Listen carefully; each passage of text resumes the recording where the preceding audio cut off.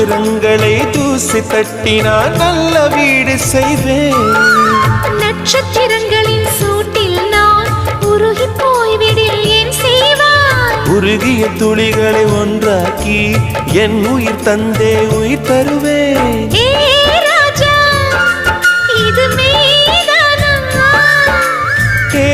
பெண்ணே, தினம் நீ செல்லும் பாதையில் முள்ளிருந்தால் நான் பார்விருப்பேன் என்னை. நான் நம்புகிறேன் உன்னை.